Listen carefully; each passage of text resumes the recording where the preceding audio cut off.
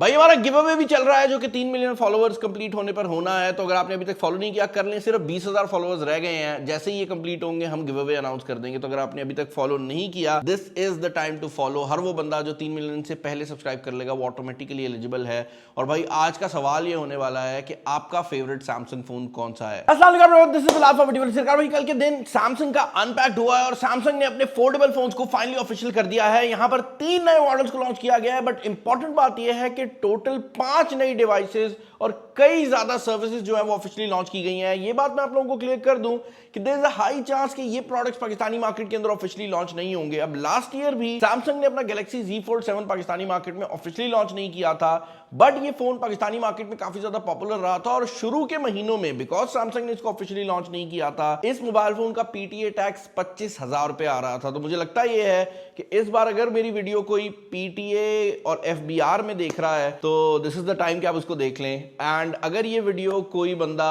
वैसे देख रहा है तो जितना जल्दी आप बाहर से मंगवा कर रजिस्टर कराएंगे, देयर इज अ चांस कि इस साल भी बरकत हो जाए। तो मैंने कहा मैं दोनों को बता दूं। अच्छा, ये जो फोन्स हैं ये बड़े इंटरेस्टिंग फोन्स होने वाले हैं। उसकी रीजन ये है कि सैमसंग ने इस बार एक नया फॉर्म फैक्टर इंट्रोड्यूस करवाया है। अब सबसे नीचे जो है वो हमें गैलेक्सी Z Flip 8 देखने को मिलने वाला है। जो Z Flip 7 था ये काफी हद तक वैसा ही है। इसके अंदर एक नया प्रोसेसर आ गया है जो कि Exynos 2600 है। ये इस सीरीज का वाहिद फोन है जो कि आपको Exynos के साथ मिल रहा है। बाकी आने वाले जो दोनों भाई हैं वो स्नैपड्रैगन के प्रोसेसर के साथ आ रहे हैं।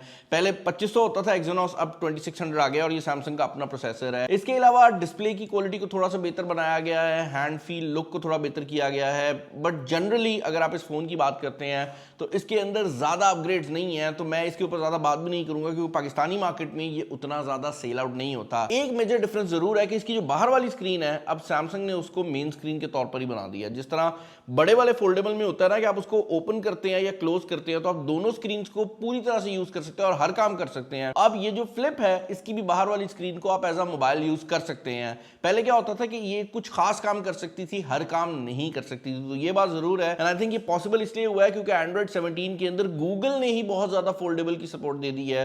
तो आई थिंक इसी वजह से सैमसंग ने भी इस चीज को कर दिया है। दूसरे नंबर के ऊपर जो डिवाइस है ये इस लाइनअप की सबसे इंटरेस्टिंग डिवाइस होने वाली है और इसका नाम है गैलेक्सी Z Fold 8। अब जो लोग ऑलरेडी Z Fold 7 यूज कर रहे हैं वो अगर इस मोबाइल फोन को देखेंगे तो शायद वो परेशान हो जाएं। उसकी वजह ये है कि इस मोबाइल फोन का और Z Fold 7 का आपस में कोई ताल्लुक है ही नहीं। पहले सैमसंग Z Flip और Z Fold लॉन्च किया करता था। इस साल हमें Z Flip मिला है जो कि Z Flip वाली सीरीज में ही आता है।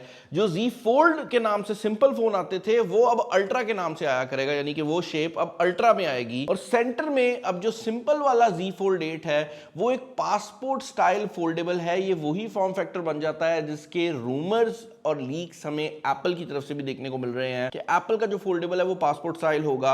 एंड फ्रैंकली स्पीकिंग जो गूगल का शुरू वाला फोल्डेबल था वो भी पासपोर्ट स्टाइल फोल्डेबल था और ओप्पो के जो फोल्डेबल्स आते हैं वो भी पासपोर्ट स्टाइल फोल्डेबल्स ही होते हैं। तो मैं ये कह रहा हूं कि सैमसंग और एप्पल दोनों ही पहली कंपनीज नहीं है जिनने पासपोर्ट स्टाइल फोल्डेबल किए हैं। एक्चुअल में गूगल और ओप्पो वो पहली कंपनीज हैं जिनने हमें ये पासपोर्ट स्टाइल फोल्डेबल्स प्रोवाइड किए थे। अब ये जो गैलेक्सी Z Fold 8 है ये कुछ एरियाज में काफी इंटरेस्टिंग हो जाता है और गैलेक्सी Z Fold 7 से अपग्रेड लेकर आता है। फॉर एग्जांपल इसका जो डिस्प्ले है वो 2600 से 3000 निट्स पे चला गया है। इसकी शेप जो है वो पासपोर्ट स्टाइल होने की वजह से 3/4 एस्पेक्ट रेशियो बाहर वाली साइड पर है और 4/3 एस्पेक्ट रेशियो अंदर वाली साइड पे है। जिसका मतलब यह है कि जब आप इस मोबाइल फोन को यूज करेंगे तो आप इसको जब ओपन करके यूज करेंगे तो ये काफी हद तक एक नॉर्मल टैबलेट जैसी फील आपको प्रोवाइड करेगा।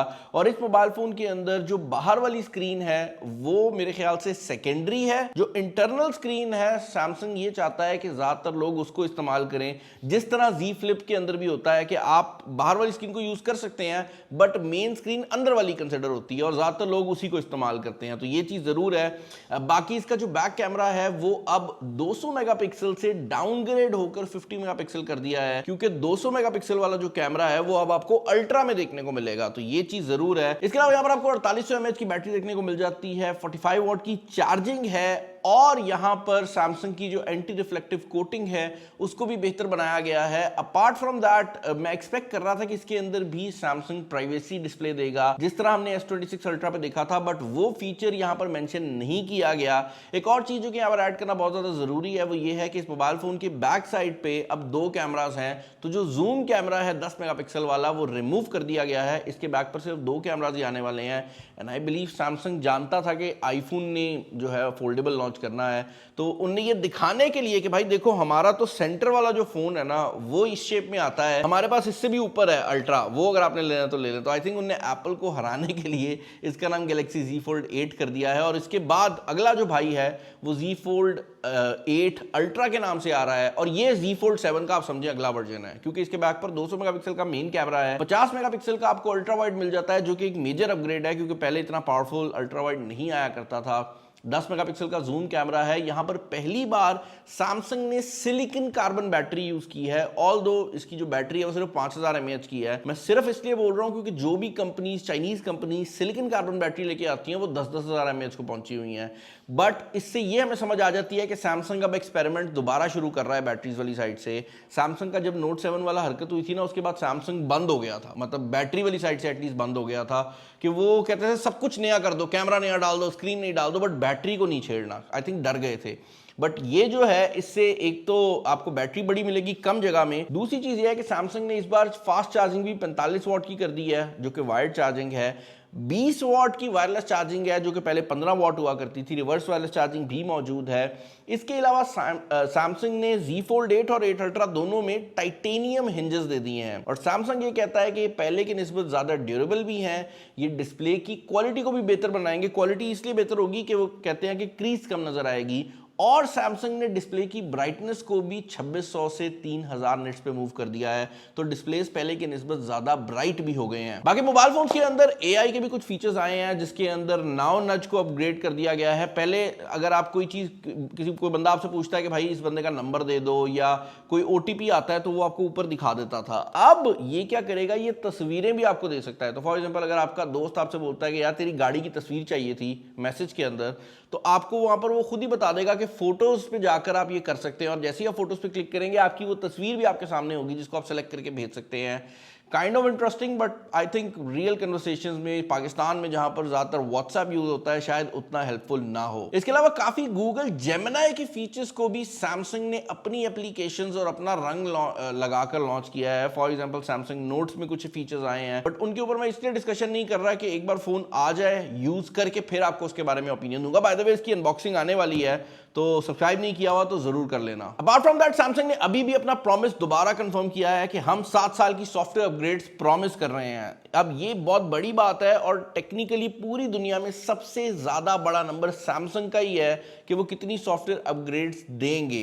गूगल भी अच्छी सॉफ्टवेयर अपग्रेड्स देता है, एप्पल भी बहुत अच्छी देता है, बट सैमसंग वाहिद कंपनी है जो प्रॉमिस कर रहा है कि 7 साल तो आपको नए एंड्रॉइड की अपडेट हम देंगे, उसके बाद का देखेंगे। तो एप्पल भी प्रॉमिस नहीं करता, बट वो 7 साल 8 साल अपग्रेड्स दे देता है, तो उस लिहाज से this is also something which is very important. Apart from that Samsung ने अपनी जो वॉचेस हैं उनको भी अपग्रेड किया है, और वॉच 9 और वॉच अल्ट्रा 2 दो मॉडल्स को लॉन्च किया है। जो वॉच 9 है ये पहले की निस्बत पतली हो गई है थोड़ी सी, और इसकी बैटरी भी इंक्रीज हुई है। बट सबसे बड़ा अपग्रेड आया है वॉच अल्ट्रा के अंदर, क्योंकि यहां पर आपको 21% जो है वो पतली देखने को मिलती है ये वॉच, और ऑन टॉप ऑफ दैट आपको 35% एक्स्ट्रा बैटरी भी मिल रही है। इसके अलावा इसके अंदर पहली बार सैमसंग ने एक ऐसी कंपनी के साथ कोलैबोरेट किया है जो कि डाइविंग इक्विपमेंट बनाती है, और इस वॉच को एक ऐसी सर्टिफिकेशन दी है जो कि बाकायदा सी डाइवर्स के लिए होती है। मतलब ये है कि नॉर्मल स्मार्ट वॉचेस जहां पर आपको इतनी पानी की प्रोटेक्शन प्रोवाइड कर देती हैं कि अगर आप स्विमिंग पूल में नहा रहे हैं या हल्का फुल्का आप डाइव मार रहे हैं तो ओके हो जाए, बट ये जो वॉच है ये इतनी अच्छी वाटर रेजिस्टेंस के साथ आ रही है कि आप इसको सी के अंदर लेकर जा सकते हैं। तो बहुत, मतलब वैसे देखा जाए तो कोई फायदा नहीं है, बट इस सर्टिफिकेशन होने से हमें ये क्लियर हो जाएगा कि आप जितना मर्जी इसको पानी में डाल लें आप लोग इसके वाटर रेजिस्टेंस को खराब नहीं कर सकते। तो एक आम बंदे के लिए तो ये घड़ी काफी हद तक वाटर प्रूफ हो जाती है, क्योंकि जितनी ये डीप जा सकती है आम बंदा उतना वाटर का प्रेशर कभी यूज करता ही नहीं है। वॉच अल्ट्रा एक और लिहाज से बड़ी इंटरेस्टिंग है कि ये दुनिया की पहली स्मार्ट वॉच है जो कि 5000 निट्स की पीक ब्राइटनेस तक जाती है, जिसका मतलब ये है कि डायरेक्ट सूरज छोड़ के आप इसे कहीं पर भी इस्तेमाल कर लें, इसका डिस्प्ले आपको नजर आने ही वाला है। मतलब 5000 निट्स की पीक ब्राइटनेस घड़ी में होना I think is very interesting, और सैमसंग ने वाकई ही दिखाया है कि this is an ultra watch. इसके अलावा सैमसंग ने एप्पल की तरह अपना कार्ड भी लॉन्च किया जो कि मेरे ख्याल से पाकिस्तान में नहीं आएगा। कुछ और चीज़ों को भी इंटीग्रेट किया है, जैसे सैमसंग ने कहा है कि हमारी जब जो वारंटी है, जो एक्टिवेशन वाली डेट है, वो आपको सेटिंग मेन्यू में ही शो हो जाएगी। पहले सैमसंग ने बैटरी दिखानी शुरू की, अब ये भी शुरू कर दिया है। इसका फायदा ये होगा कि अब आप मोबाइल फोन को देख सकेंगे पकड़ के कि भाई इस मोबाइल फोन को कब एक्टिवेट किया गया था, कितनी वारंटी है। इसके लिए आपको कोई वारंटी कार्ड या डब्बे की जरूरत नहीं पड़ने वाली। तो ओवरऑल काफी इंटरेस्टिंग चीजें सैमसंग ने की हैं। मेरा ये ओपिनियन है कि सैमसंग को एटलीस्ट Z Fold 8 जो पासपोर्ट स्टाइल है वो पाकिस्तान में लॉन्च करना चाहिए था। अभी तक कोई ऑफिशियल कंफर्मेशन नहीं है, तो मैं ये नहीं कह रहा कि भाई कंफर्म हो गया कि नहीं लॉन्च होगा, बट मुझे लगता ये है कि पाकिस्तानी मार्केट में हमें ये देखने को नहीं मिलेगा। चैनल बने या सब्सक्राइब कर लें, वीडियो पसंद आई है तो जरूर लाइक कर दीजिएगा, दूसरा शेयर कर दीजिएगा। इस वीडियो में इतना ही। This is Bilal signing off. अल्लाह हाफिज।